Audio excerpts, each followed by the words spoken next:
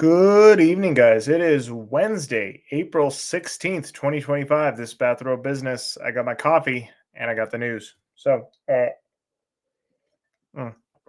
let's jump into it.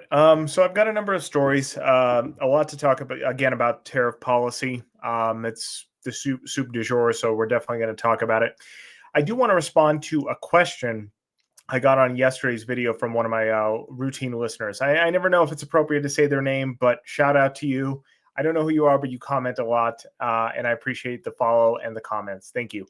Um, so he asked me a question that I wanted to address here because I know oftentimes it can come out that I am like super pro China and I'm anti-American, and that's not what the commenter was alluding to. I just want to kind of preface what I'm saying. But they asked me a really important question, and they said, "Do you think that China is faking their GDP numbers?" Because I reported that they had a GDP growth in the first quarter of 5.5% and annual growth of 7.7%. And China always sets production goals and GDP goals for the year. That's part of the CCP, Internal Centralized Planning Commission. It's what they do every year. And more or less, they've hit the goals in the last 2 years or so. I think there was a miss in the previous one. But they asked me, do you think that these numbers are being padded or being faked? My reply to that is generally no. Now, I why I preface myself by saying I sound like I'm gung ho China, but I'm actually not. I believe China has major systemic issues. I think there's a cult of personality around Xi. I think there's demographic issues. I think there's internal turmoil that we don't hear within the Communist Party and corruption. All that exists. However, I think that those can be somewhat ignored, seeing as how strong China is as a manufacturing powerhouse, as an international leader now through the Belt and Road Initiative, and with the BRICS alignment. So I think the pros outweigh their cons. You can make a great pro and con list for the United States. Uh, Overall, I would say we have more cons right now than pros. But it's something that could be easily remedied with good industrial policy, good laws, good tax structure, good corporate policy. We could easily beat China in like 90 days if we wanted to, if we structured everything correctly. I just don't think that's doable right now. So I think our cons column outweighs our pros. I think China's pros outweighs their cons. But to that fact, about are they padding their GDP numbers? I still say no, because here's why. Most of China's economy is based off of exports. They're not an economy that works strongly off of consumption. Obviously, any economy has consumption. Even North Korea has a consumption based economy. People buy and sell products. You go to the grocery store, you buy potatoes, you buy meat, you buy whatever you're eating, you produce something, you sell something. All economies have all countries have internal economies. However, a lot of China is structured based off of export and manufacturing. And if it's not the United States, it's the world. For example, with their EV program, they export more to the world than any other car manufacturer combined. So more than Volkswagen, more than Toyota. Their EV car sales dominate everybody else. They obviously don't export those to the United States yet, and so far it doesn't seem like it's going to happen. So most of their economy is based off of exports. And exports are kind of hard to fake because if you're faking export numbers, they're going to be corrected somewhere else. If you say you exported, $200 billion to the United States, and the United States says, no, you didn't, you only exported about 50 billion, it kind of gets exposed pretty quickly. So you can only get by on the lie so long. So that's why, in that capacity, I think where they can only pad their numbers is domestically, not internationally, because those international numbers are verified. However, China did for the longest time pad their GDP numbers by having kind of bridge to nowhere programs. Essentially, they have infrastructure programs where they build empty buildings and they build empty, roads that lead to nowhere, all just to boost GDP numbers. A lot of that has gone away with Xi. Now, he didn't do this out of the goodness of his heart. It was just that it became so corrupt, as oftentimes infrastructure policies are. When you just constantly have to build, there's going to be kickbacks, there's going to be corruption. It's government money, and that exists whether you're in communist China or here in the United States. And so the corruption got so bad that Xi came in and said, yeah, we're putting a stop to a lot of that. And even especially that was doubled down on with their housing crisis, where there was just so many empty houses being built, it just got ridiculous. So a lot of that has been nullified to some extent.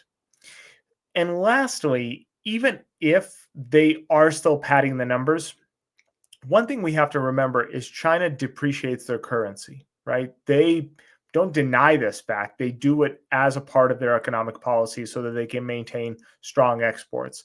Now, this is something that they actually have to fight because their economy has grown and become more competitive, and the cost of labor has become higher in China than it was when we first went in there. But they still debase their currency. So even if they're padding their numbers, if they weren't debasing their currency, it would probably even out overall. And I think where they can make those little cheats are at the margins. So maybe it's not 4.5% growth, but it's 5% growth. Maybe it's not, 500 billion in exports, but 490 billion in exports, something like that. Obviously, there's going to be some fudging of numbers. Everybody does it. Everybody always overvalues what they do. It doesn't matter if you're China, United States, or somebody that's selling something on Facebook Market. Everybody always overvalues what they're producing. But I don't think it's as stark as a lot of people lead on. I think there's this assumption that China just lies about everything. And while, look, as someone who was born in a communist country, let the flag prove it, I understand the communists lie like crazy. But I don't think that they can rely on this because the numbers are pretty well verified when it comes to international trade. So that took longer than I wanted, but I think it does elaborate the point that I think China is fairly strong. They're in a fairly strong position. And I think part of that is why we're seeing the reaction that we are from them. And they're not one of these countries that's caving. They're taking a very aggressive stance against the United States. Now, I'm going to jump into that in just a second. But first, a couple numbers I wanted to show you guys. Gold continuing to rally. So gold up another $50 since yesterday.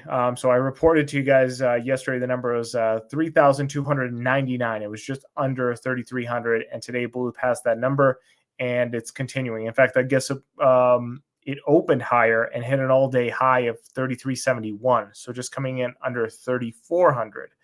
I've been saying that gold's going to hit 3,500 before the end of the year. It could hit that number before the end of the month. I exaggerate a bit, but I think before summer is very well possible because let's not forget, the Trump administration has issued a 90-day pause on tariffs with everybody except China, of course. But gold is continuing to rise. What happens when that 90 days expires? Do you think that that number is baked in, or do you think it's going to keep going higher? I would make the argument that that number is going to keep going higher once the tariffs actually hit and we see real disruptions in supply chain. We see real inflation. This number is going to go higher. So I don't think it's unreasonable to see gold hitting 3,500 by summer's end. I think the 90-day mark puts us into July. So sometimes around July or August, we could see this number surge. It's also kind of persuading me to maybe recalculate my 5-year goal. I've been saying that gold is going to hit 5,000 before the end of the decade, which would be 2030. If gold hits 3,500 by summer, we could see that number go to like 5,500, maybe 6,000 before the end of the decade. I don't really know. But I think that 3,500 is all but a certainty by the end of the year now. And that 5,000 by the end of the decade is becoming more and more clear as a picture that it's probably going to happen. Again, this is my estimate, but Goldman Sachs came out with similar numbers. So obviously they're copying me. I mean, there's no question. They watch this channel and take advice from me. But I think they're just reading the tea leaves the same as I do. For those that don't know, I have always followed gold. So one of the companies is a dental laboratory that we have. And that company has traditionally always watched metal costs because precious metal alloys are a component to a lot of dental restorations that we manufacture. So I've been watching the gold market since high school, and I'm 30, going to be 38 this year. So I've got 20 plus years of gold market data just in my head. Gold and palladium. Palladium's down, actually. Palladium's down substantially, but gold is continuing to rise. So I think that they're reading the tea leaves just like I am, and I think gold is continue its march up. I would strongly encourage people to look at gold as an investment. It's crushing everything else out there. It's crushing crypto. It's crushing the stock market. I don't really deal in the bonds market. That's too intellectual for me. But from what I understand, it's doing better than most bonds as well. So let's jump into the stories of the day. So a couple interesting stories. The first was from Jerome Powell. There's a lot of talk of, did you hear what Jerome Powell said? Essentially, all Jerome Powell said, he's like, I don't know what I'm going to do with this economy. Jerome Powell is kind of at a loss because I think he is facing down the barrel of stagflation. If inflation starts to occur, he can't cut interest rates. But if the economy is shrinking and there's a halt on Wall Street and there's nothing being loaned out, he has to cut interest rates. So this is a real stagflation issue. Now, there's all these quantitative easing. That's a whole barrel of worms that I don't want to touch right now because I don't actually understand what quantitative easing would do in this scenario other than cause more inflation. So rather than just cutting interest rates, there could be a quantitative easing program, but I don't see how that would lead to more stability in the market. It would lead to less stability, especially what it would signal to the market that the economy is so weak, it needs to be stimulated. But I'm not ready to tackle that issue because I think there's still a number of factors that could change before Jerome Powell pulls that lever. So I'll wait for more data to come out before I make any assessments on that. But that's essentially one of the biggest things that's moving the market today is that Jerome Powell is kind of saying, like everybody else, like we might be in trouble because he's very perplexed as to what to do. I would still think that if there's an economic crisis, he's going to cut regardless to try to stimulate Wall Street and private equity and all sorts of other fields, especially if, and this is a big if, manufacturing domestically starts becoming more and more of a reality. I'm going to make the argument here in a minute that it's not. But in that scenario, you're going to need capital for domestic manufacturing. So lower interest rates would definitely help with that. The other big story is just how toxic the trade war is getting with China. So a bunch of freight ships have been canceled and or stopped. So at least 80 major freight carriers have been stopped and no new orders are coming in. So trade war fallout, cancellation of Chinese freight ships begins as bookings plummet. So these were headed straight for the ports of Vancouver, Los Angeles, North Carolina. All of this freight shipment is stopping as no new orders are coming in because the freight ship, the tariffs have just brought much of this trade to a standstill.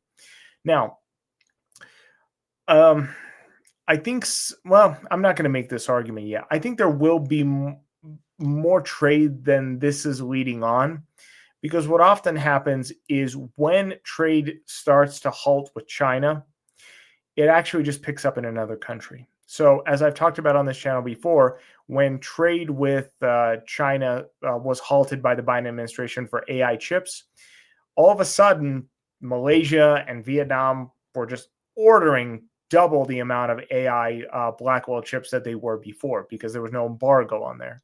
This isn't unusual. One of the stories I love is when this is still a funny story. It's going to sound a little bit dark, but when the war in Ukraine started, all of the embargoes and tariffs and blockades that were put on Russian business prevented them from buying Mercedes and BMWs and Lamborghinis, a lot of the rich, right? The oligarchs who were purchasing all these luxury items couldn't buy them anymore. But strangely enough, all of a sudden, Turkey, Armenia, Georgia, Azerbaijan, their purchase of luxury products just surged. Now, what do all these countries have in common? They have very good relations with Russia. And so what was happening is much of this trade was just being rerouted through those countries into Russia. And that's what often happens with these types of situations. When the product is of high value and it's desperately needed, It will affect cost, obviously, but if it's a necessary import, it will find a way through. Nature finds a way, to quote Jeff Goldblum. So I think a lot of the more important products produced in China will make their way to us through Vietnam, Malaysia, etc. However, that still will be inflationary. That is uncontested. There's no way that won't add to cost because now you're clearing multiple ports rather than just one. Another way that the trade war is ramping up is China has canceled new orders of Boeings. So Boeing shares have fallen rapidly as China has blocked all new orders of any sort of Boeing airplanes. Now, this is a double whammy for Boeing because not only are they in a major economic slump right now, they haven't done anything right in almost 6 years. China is one of their greatest markets. And so this is a major hit to domestic manufacturing. So a lot of Trump's arguments is that these tariffs will spur domestic manufacturing, but this is a clear example where it does the exact opposite, where American manufacturing is going to suffer as a result of it. In addition, China has blocked sale of rare earth minerals to the United States. This is everything we need for electronics. This is going to be your lithium-ion batteries. It's going to be microchips. It's going to be computers. It's going to be cell phones, everything else. Now, while those products aren't necessarily being produced in mass here in the United States, it also will prevent the production of those items here in the United States. So this is what I'm saying when I say that China has become so strong that it's not going to yield to tariffs like a lot of these other countries, because it is now in a position where it's taking a war footing with the United States. A lot of these other countries are trying to find a workaround to how to work with the United States and the Trump administration in lieu of these tariffs. We've seen that from Canada. We've seen it from Mexico. We've seen it from Europe. China is one of the few countries that is not playing ball. Every time we say we're issuing tariffs, they say, okay, we'll issue tariffs and blockades on your products as well. So China is taking a very aggressive stance toward the United States. Now, part of the issue here is Trump is a strong man, right? He prides himself on that. So is Xi. And he has created a cult of personality around himself where his word goes. Like I said, this is one of the problems with China. So even though I talk highly of China, this is an issue, is that they have a guy at the top who has complete control of the CCP, the Chinese Communist Party. This is an issue because oftentimes what happens in these totalitarian regimes is that can lead to rapid corruption and decline. So this is somewhere where in the next 10 years, it could become a real problem where you've got a guy at the top telling people what to do and no one being able to bring him correct information because they're too afraid of the repercussions. So this is a major issue for China. This is an Achilles heel, and this could be one of the things that leads to their downfall. But currently, I'm still making the argument that they got more pros in their column than cons in their columns. So I think China is still going to survive this fairly well. Now, a couple more things I want to talk about in this video, even though we're running kind of long. I try to keep these to like 10, 15 minutes max. We're already at 18. A couple more things I want to talk about. Well, I'll leave the Vietnam conversation for tomorrow, but two things I'll mention in passing. This is going to affect with these shipments and the freight shipments. The interesting thing is going to be what happens in California. So Newsom says California is going to sue over Trump tariffs because the Port of Los Angeles is going to lose a ton of money. What's interesting with California is California essentially relies on tech and they rely a lot on ports. Now, I'm not going to tell you that tech and ports are equivalent in production or GDP of California. All I'm saying is California has a lot of issues right now. But one of the benefits is they have lots and lots of cash flow, lots and lots of tax revenue through things like Hollywood, tech, and ports. Now, tech is doing fantastic. Even though they are in a slump right now, it has been the bread and butter of California for 40, 50 years now. So tech is doing fantastically in California. Hollywood is not in great condition. However, businesses like this, the Port of Los Angeles, it's constantly going through expansion. It's a part of global trade, is a major leg in the stool that is California. So this could be very detrimental to the California tax base because this is major, major revenue. If global trade stops, you're going to see that reflected heavily in California's GDP, more so than in any other state. Obviously, East Coast as well, like North Carolina, New Jersey, Gulf of Mexico states, but none of them are on as shaky ground as California is. So I think if this continues, you're going to see major issues going down in California. So this is kind of one of my prognoses. There's one more story I want to cover, but because today's video is running long, I'm actually going to save it for tomorrow. But it's going to be in regards to SBA and domestic manufacturing and what I think is going to cover, what I think is going to unfold in the next 10 just 10 years or so. The next 10 years into what's going to happen with U.S. economic policy and domestic manufacturing. So I kind of leave you guys on a cliffhanger just because I feel like the next conversation is another 10 minutes. So I'm just going to hold off until tomorrow. So I hope you guys have a productive Thursday. I'll see you guys back here then.